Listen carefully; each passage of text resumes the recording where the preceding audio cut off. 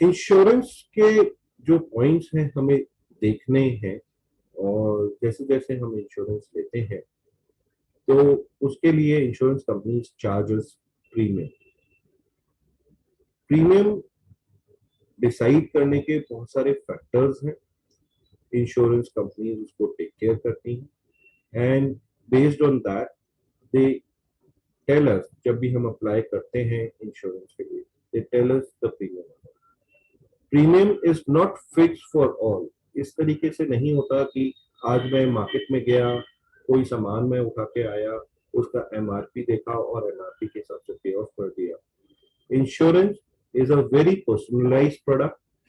आपके जो पॉइंट्स हमने बोले थे, कंसिडर हमने अभी देखे हैं, उन सारी चीजों को देखते हुए, और बहुत सारे फैक्टर्स हैं, जैसे एज सबसे बड़ा फैक्टर है। जैसे मैंने बताया कि छोटी एज के अंदर प्रोबेबिलिटी हमारी कम होती है बीमार होने की, तो उसी के हिसाब से छोटी एज में इंश्योरेंस का प्रीमियम भी कम है। हम कौन सा प्लान सेलेक्ट कर रहे हैं वो बहुत इम्पैक्ट करता है हमारे प्रीमियम। फॉर एग्जाम्पल, एक प्लान है जो हमारे को कवर देता है इंटरनेशनल ट्रीटमेंट के लिए। हमारा ट्रैवलिंग ज्यादा है, हम बाहर भी जाते हैं, एंड तो हमने वो प्लान सेलेक्ट कर रखा है, तो उसकी कॉस्ट डेफिनेटली ज्यादा होगी। हम डोमेस्टिकली ही रह रहे हैं तो हमें वो प्लान सेलेक्ट करने की जरूरत ही नहीं है। हमारी कोई मेडिकल हिस्ट्री है, हम फॉर एग्जांपल लाइफस्टाइल डिसीजेस आते हैं, या फैमिली के अंदर कोई बीमारी है जो genetically is considered to pass on from one generation to another generation, that also impacts the premium. हमने कितना सम इंश्योर किया, हम बोलते हैं हॉस्पिटल इंश्योरेंस कंपनी के साथ कि हमें 5 लाख का चाहिए या 10 लाख का चाहिए या 20 लाख का चाहिए। जैसे जैसे हमारा amount of insurance, insured amount बढ़ता है, प्रीमियम भी उसी के फैक्टर के बेसिस पर ज्यादा होता है। What is my habits and lifestyle, मैं किस ऑक्यूपेशन में इन्वॉल्व हूँ, ये कुछ फैक्टर्स हैं जो प्रीमियम को भी बढ़ाते या कम करते हैं।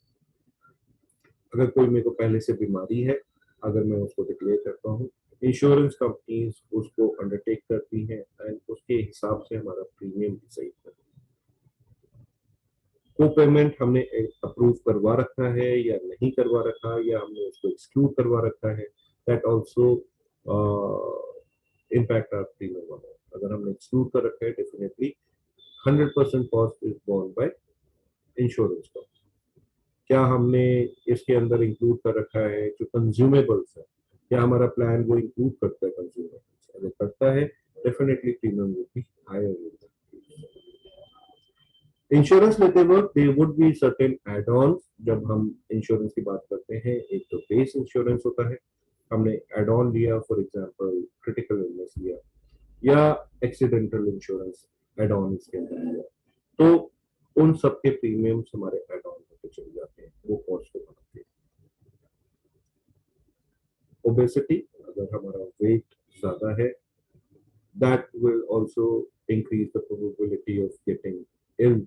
जैसे जैसे हम ओबीस हैं तो उसकी प्रोबेबिलिटी बढ़ती है, तो हमारा प्रीमियम उधर बढ़ जाता है। अगर हम कोई ऐसे शहर में रहते हैं जहाँ पर पोल्यूशन ज्यादा है, या फैक्ट्रीज के बीच में रहते हैं, तो that also impacts the premium.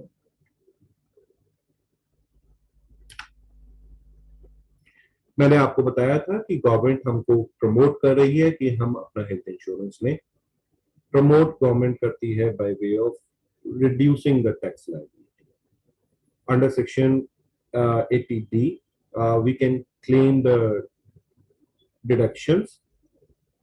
Government ने आज की डेट में 80D के अंदर 25,000 रुपए का हमको दे रखा है कि अगर हमारी एज 60 से नीचे है तो we can claim up to 25,000 अगर हमने इंश्योरेंस प्रीमियम दिया है। अगर एज हमारी 60 से ऊपर है, गवर्नमेंट ऑल्सो अंडरस्टैंड कि 60 से ऊपर अगर हम इंश्योरेंस प्लान ले रहे हैं तो उसकी कॉस्ट ज्यादा होगी, तो उन्होंने उसको बढ़ा के 50,000 कर रखा। अपार्ट फ्रॉम दिस, अगर हम इंश्योरेंस अपने अलावा अपने पेरेंट्स का ले रहे हैं तो उसका भी डिडक्शन हम क्लेम कर सकते हैं। हमारे पेरेंट्स की एज अगर 60 प्लस है तो हम एडिशनल 50,000 का क्लेम कर सकते हैं, डिडक्शन क्लेम कर सकते हैं। और अगर हमारे पेरेंट्स की एज 60 के नीचे है तो उनके लिए भी 25,000 रुपए का हम कर सकते हैं।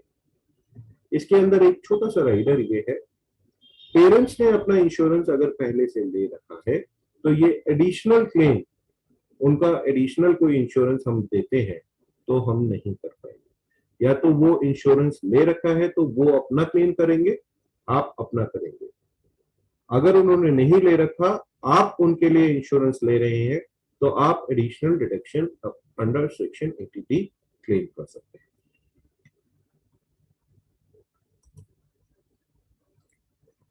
आप ये बातें हुई हमारी इंश्योरेंस की पर से कि क्या क्या हेल्थ इंश्योरेंस के अंदर कवर होता है। We have taken out certain plans that we are going to discuss over here. Niva Bupa के हमने दो प्लान देखे, Niva Bupa reassure and Niva Bupa senior first. दोनों में बहुत ही सिमिलर स्कीम्स हैं दोनों। Niva Bupa reassure scheme up to 60 years तक के लिए है, और सीनियर सिटीजन्स जो हैं उसके लिए नीवा बूपा सीनियर फर्स्ट होती है जो 61 to 70 है। आज की डेट में अगर मैंने नीवा बूपा रीएश्योर ले रखा है, इसका मतलब ये नहीं है कि 60 के बाद वो मेरे को नहीं देगा। IRDA की गाइडलाइन के हिसाब से अगर हमने इंश्योरेंस पहले शुरू कर दिया है, कोई भी इंश्योरेंस कंपनी उसको लॉन्गिविटी उसको रिस्ट्रिक्ट नहीं कर सकती है। अगर मैं उसको कंटिन्यू करता हूँ till 80, they are bound to give me insurance till my age of 50. But अगर मैंने आज की डेट में इंश्योरेंस नहीं लिया है and I start my insurance in the age beyond 60, तो उस केस के अंदर इंश्योरेंस कंपनीज जनरली मना कर देती हैं हेल्थ इंश्योरेंस देने के लिए। Niva Bupa senior first insurance scheme उस एज को भी केटर करता है, दैट इज 61 to 70। तो 61 to 70 एज के बीच में वो देता है सिमिलर प्लान जो रीएश्योर के अंदर। रीएश्योर के अंदर एक जो सबसे अच्छी चीज हमको मिलती है वो है unlimited reinstatement of the sum insured.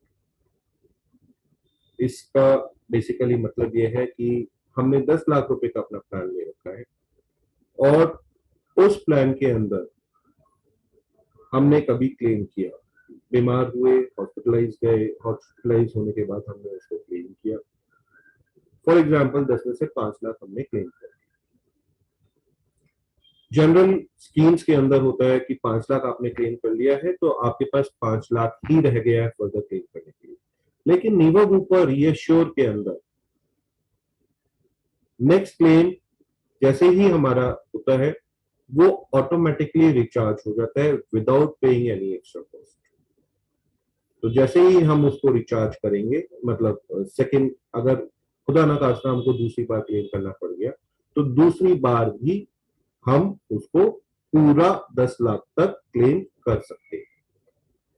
Similarly अगर हमने फैमिली फ्लोटर ले रखा है और फैमिली फ्लोटर के अंदर हम 4 लोग कवर हैं, हस्बैंड, वाइफ, 2 बच्चे, और जैसे अभी हमने कोरोना देखा, कोरोना के अंदर पूरा पूरा परिवार बीमार हो गया था और कई बार तो पूरे पूरे परिवार को हॉस्पिटलाइज होना पड़ा था। तो उस केस के अंदर हर किसी को 10 लाख का क्लेम मिलेगा। ऐसा नहीं है कि 10 लाख ही होगा चारों का मिलाकर, 10 लाख का क्लेम मिलेगा, क्योंकि वो रीइंस्टेट होता रहेगा for every member of the family. अगर हमने ये इंश्योरेंस लिया है और 2 साल तक हमने क्लेम नहीं किया तो कंपनी हमको बूस्टर बेनिफिट दे रही है। हमने 10 लाख का अगर इंश्योरेंस ले रखा है तो वो 2 साल हमें क्लेम ना करने पर वो डबल कर देता है।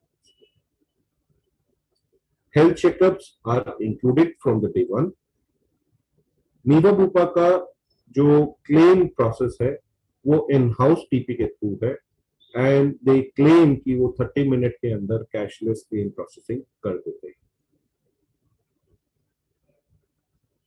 क्योंकि 30 मिनट्स में कर देते हैं, जैसे हमारी बातचीत हुई थी। दूसरा इंपॉर्टेंट जो इंश्योरेंस के अंदर कवरेज है वो है कंज्यूमेबल्स का। कई बार हमें रियलाइज ही नहीं होता कि हम हॉस्पिटलाइज होते हैं फॉर द ट्रीटमेंट पर्पसेस। बहुत सारी चीजें होती हैं जो कि कंज्यूमेबल में काउंट होती हैं। फॉर एग्जांपल बेडशीट हो गई या ग्लव्स हो गए, इंजेक्शन की सिरिंजेस हो गए, दीज आर कंज्यूमेबल्स। तो insurance companies are not including those in generally in the health insurance. But जब हम इनकी बात करते हैं, नीवा बुपा रिएश्योर या नीवा बुपा सीनियर फर्स्ट की, these plans are covering those consumables as well। तो ये जो प्लान है हमारा वो ट्रूली कैशलेस हो जाता है। As accident cover for major insured, ये एक्सीडेंट कवर भी दे रहा है और हॉस्पिटल कैश भी देता है। एक फॉर एग्जांपल हमारे किसी ट्रीटमेंट के अंदर हमारे को 15 दिन या उससे ज्यादा का हॉस्पिटलाइजेशन होता है, तो कंपनी इज अंडरस्टैंडिंग कि उस केस के अंदर हमारे को एक कॉस्ट है, जो रेवेन्यू है वो हमारी रुक रही है। तो these plans are also giving hospital cash directly to our bank account in those cases।